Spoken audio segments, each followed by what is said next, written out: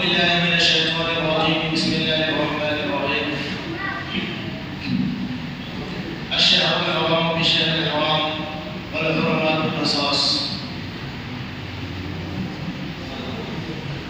وقال تعالى: يسألونك عن الشهر الحرام قتال فيه قل قتال فيه كبير وصد عن سبيل الله وكفر به والمسجد الحرام وإخراج منه أهله منه أكبر عند الله. صدق الله مولانا العظيم وصدق رسوله النبي الكريم ونحن على ذلك من الشاهدين والشاكرين والحمد لله رب العالمين. میرے محترم بزرگوں، نوجوان دوستوں، پچھلے جمعہ یہ بتایا گیا تھا کہ آئندہ جمعہ سے شہادت حسین رضی اللہ تعالیٰ عنہ کے موضوع پر بیان کیا جائے گا، لیکن میں یہ سمجھتا ہوں کہ ابھی محرم شروع نہیں ہوا، تو کیوں نہ محرم الحرام کی فضیلت بیان کیا جائے اور 10ویں محرم کے تعلق سے جو لوگوں کے ذہن میں ایک ملبوسیت بیٹھی ہوئی ہے، ایک بدعت گڑھی ہوئی ہے، ان چیزوں کو دماغ سے نکالا جائے اور صحیح چیز دل و دماغ میں بٹھایا جائے۔ عام طور سے محرم کے مہینے میں لوگ شادی بیاہ نہیں کرتے کہ بھائی کہتے ہیں کہ یہ شادی کا مہینہ نہیں ہے، بعض لوگ منحوس مانتے ہیں اور بعض لوگ اس میں پتہ نہیں کیا کیا بدعتیں کرتے ہیں۔ سب سے پہلے ہمیں اور آپ کو فیصلہ یہ کرنا ہے کہ ہم سنی ہیں یا شیعہ ہیں۔ سنی وہ جو صحابہ کو مانے، سنی وہ جو رسول اللہ کو مانے، سنی وہ جو اللہ کو مانے، سنی وہ جو قرآن کو مانے، سنی وہ جو حدیث کو مانے، سنی وہ جو سنت کو مانے، سنی وہ جو اللہ کی عبادت رسول اللہ صلی اللہ علیہ وآلہ وسلم کی اطاعت کے مطابق کرے، وہ سنی ہے۔ اور شیعہ کون؟ شیعہ وہ جو اللہ کو تو مانے، شیعہ وہ ہے جو رسول اللہ بھی کو مانے، لیکن شیعہ وہ ہے جو صحابہ کو گالیاں دیتا ہے۔ شیعہ وہ ہے، باتیں سمجھ میں آ رہی ہے؟ توجہ دیں، اگر آپ توجہ کے ساتھ بات سنیں گے تو انشاءاللہ فائدہ 100% فائدہ ہوگا انشاءاللہ۔ شیعہ وہ ہے جو صحابہ کو گالیاں دیتا ہے، اور جو صحابہ کو گالیاں دے وہ کافر ہے۔ جو صحابہ کو گالیاں دے وہ کافر۔ تو پتہ کیا چلا کہ شیعہ ایک درجے میں کافر ہے۔ تو شیعہ چونکہ صحابہ کو گالیاں دیتا ہے، اور صحابہ کون؟ صحابہ وہ جسے نبی اتنا چاہتے ہیں کہ جس صحابہ کے بارے میں فرمایا صحابہ کتنے تھے؟ کم و بیش 1,24,000 صحابہ تھے۔ اور صحابہ کی فضیلت کیا ہے؟ نبی کی زبان سے سنو یا اللہ کی زبان سے؟ تو پہلے اللہ کی زبان سے سنو۔ اللہ نے صحابہ کے تمام صحابہ کے بارے میں اللہ نے کہا کہ رضی اللہ عنہم ورضوا عنہ، کہ اللہ ان سارے صحابہ سے راضی ہیں اور یہ سارے صحابہ اللہ سے راضی ہیں۔ دوسری فضیلت اللہ نے یہ فرمائی کہ کل وعد اللہ الحسنی، صحابہ تمام صحابہ کے بارے میں اللہ کا قرآن آج بھی گواہ ہے۔ توجہ دیں، اللہ کا قرآن یہ کہتا ہے کہ سارے صحابہ جنتی ہیں۔ سارے صحابہ کیا ہیں؟ بولو نا، سارے صحابہ کیا ہیں؟ جنتی ہیں۔ سارے صحابہ، قرآن یہ کہتا ہے کہ سارے صحابہ جنتی ہیں۔ یہ تو اللہ کی زبانی آپ نے سنی، اب رسول اللہ کی زبانی آپ سنو کہ رسول اللہ صلی اللہ علیہ وآلہ وسلم ارشاد فرماتے ہیں کہ صحابہ وہ ہے کہ اصحابی کالنجوم اقتدیتم اہتدیتم، میرے صحابہ ستاروں کی طرح ہیں، میرے صحابہ ستاروں کی طرح ہیں، ان میں سے جس کسی ایک کے پیچھے بھی چلو گے نا کامیاب ہو جاؤ گے، راستہ پا جاؤ گے۔ تو اللہ کی زبانی کہ سارے صحابہ سے اللہ راضی ہیں، اور اللہ کی زبانی کہ سارے صحابہ جنتی ہیں، اور رسول اللہ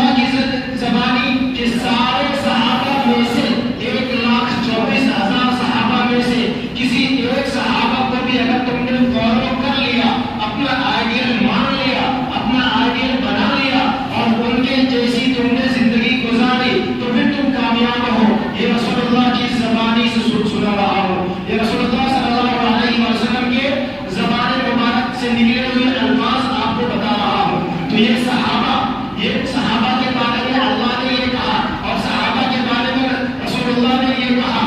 اب آپ آگے آئے کہ ایک قوم پیدا ہوتی ہے ہمارے زمانے میں، نام اس کا شیعہ ہے اور قبیلہ اس کا شیعہ ہے، اور یہ شیعہ لوگ یہ صحابہ کو، وہ صحابہ جس کے بارے میں اللہ نے کہا، قرآن کہتا ہے کہ سب کے سب سے اللہ راضی اور وہ اللہ سے راضی، ان صحابہ کو، وہ صحابہ جو جنتی ہے، وہ صحابہ جس کے پیچھے چلنے سے انسان جنت میں جائے گا اور کامیاب ہو جائے گا، ان صحابہ کو یہ شیعہ گالیاں دیتا ہے۔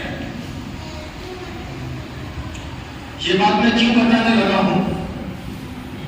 یہ بات میں آپ کو اس لیے بتانے لگا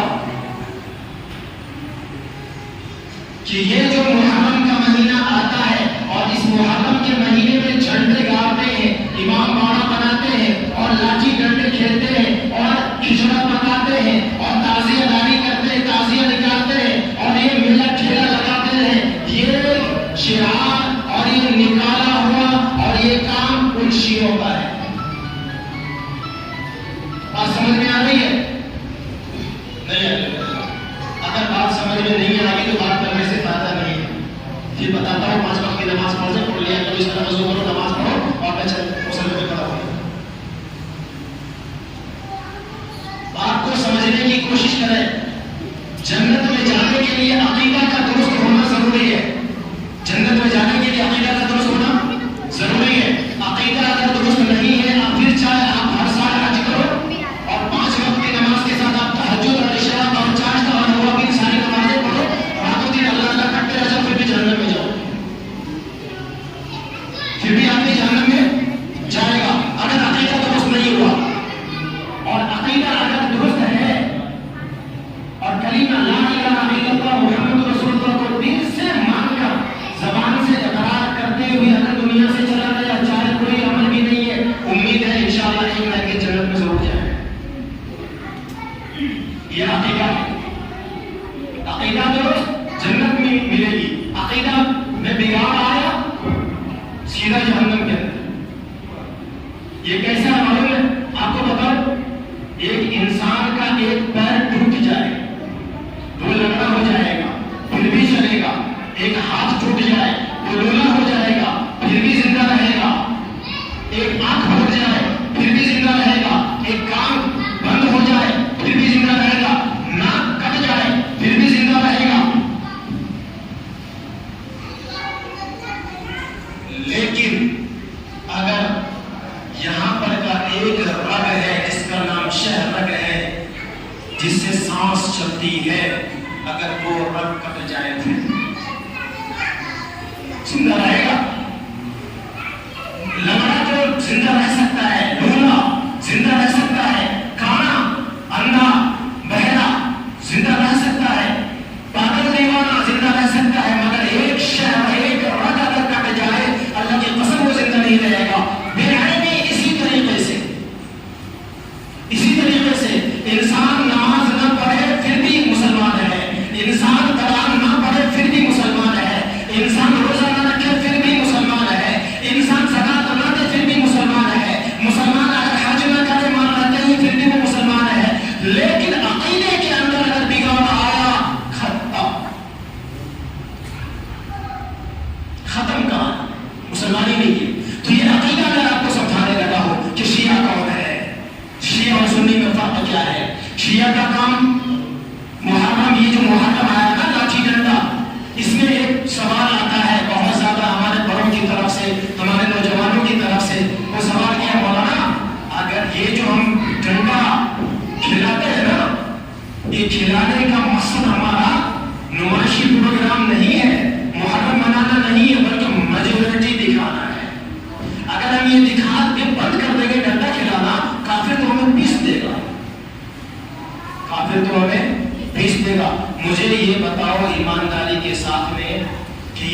تعزیہ داری یہ گھنٹہ کی نمائشی یہ کب سے شروع ہوا؟ کیا نبی کے زمانے سے ہے؟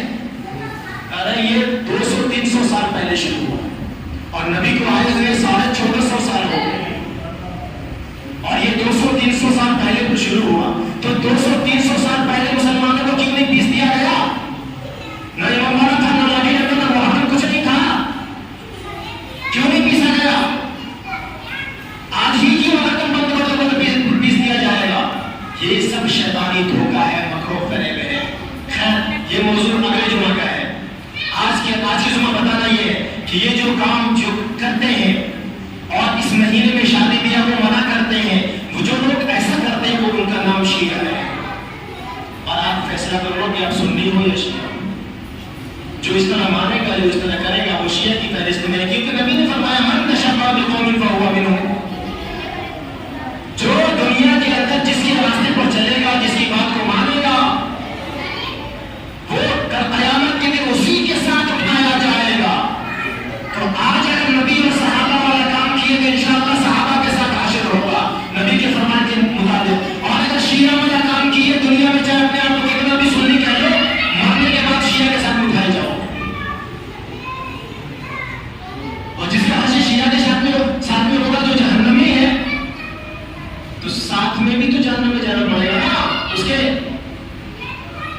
پچھلے جمعہ بیان کرنے کے بعد بھی خبر مل رہی ہے کہ لوگ جھنڈے کیا ہوتا ہے۔ پہلے اب یہ بتا دو اس مہینے کی فضیلت کیا ہے، اب آگے آ جائے۔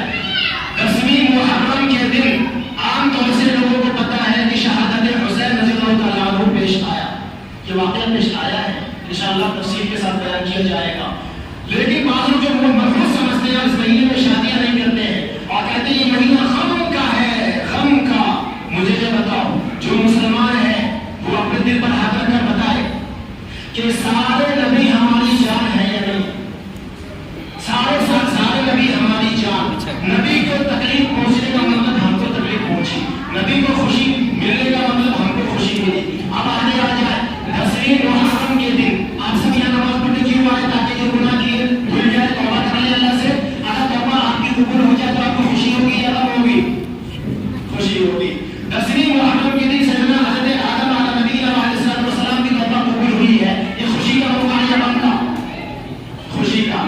آگے آئے سیدنا حضرت ادریس علیہ السلام کو دشمنوں نے مارنا چاہا، اللہ نے ان کو آسمان پہ اٹھایا ہے، دشمن سے بچایا ہے۔ دشمن سے بچنا یہ خوشی کی بات ہے یا غم کی؟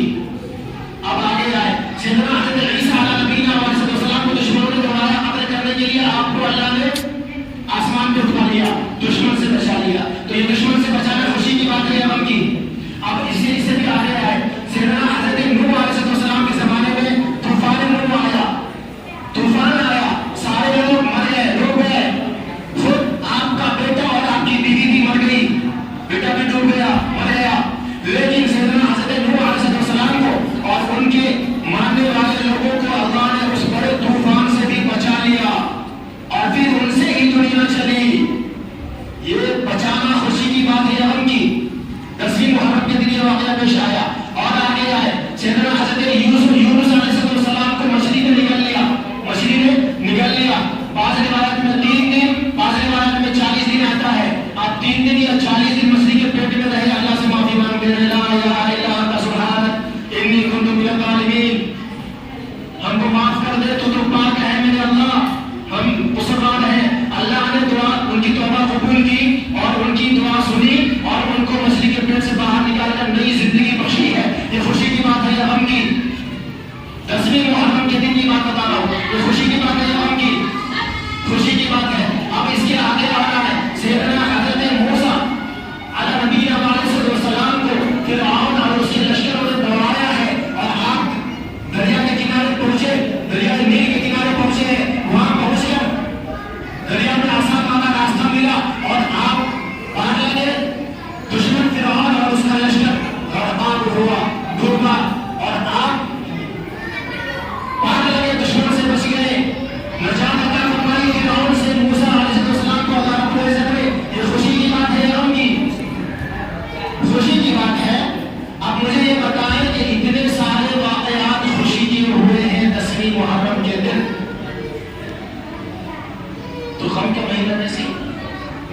نبی کو خوشی ملے تو ہم کو خوشی ملے، اور اسی کا نام تو ایمان ہے۔ نبی کو ہم پہنچا، ہم کو ہم پہنچا، یہی تو ایمان ہے۔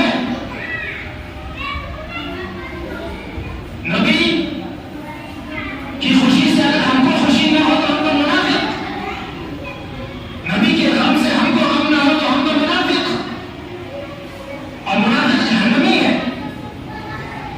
تو ہم اگر سنی ہے، ہم اگر پکے مسلمان ہیں،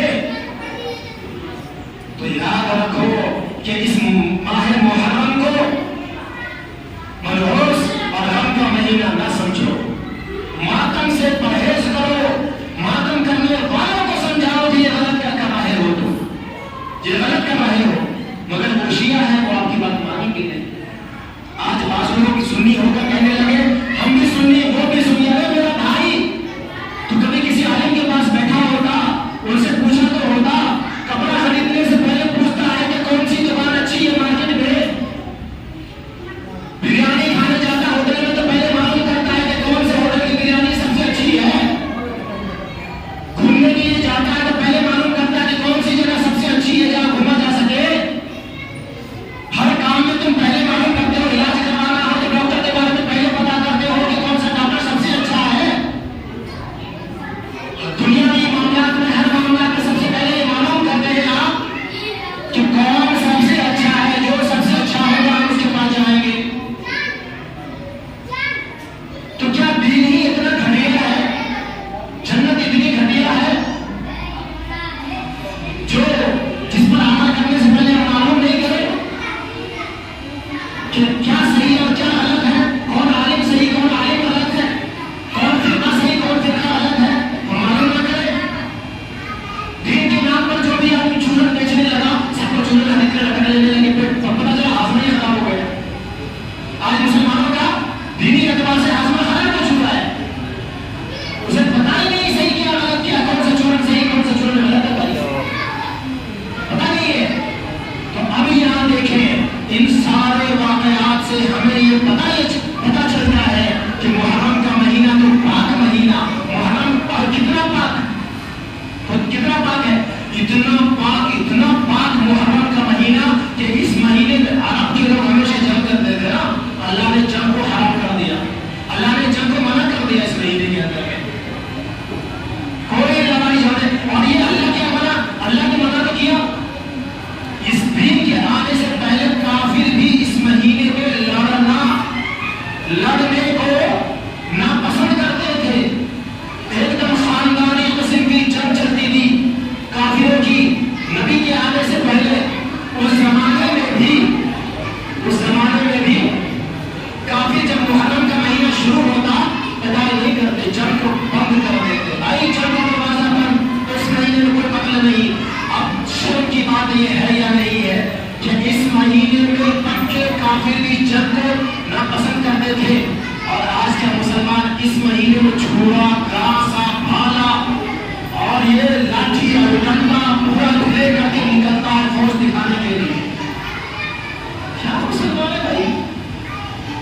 جس کام کو جس مہینے میں کافر بھی ناپسند کر رہے ہیں، مسلمان تو مسلمان ہے، اللہ اس کا رسول بھی ناپسند کر رہا، اس کام کو مسلمان کر رہے ہیں اسی مہینے کے اندر میں، کتنے شرم کی بات ہے بھائی۔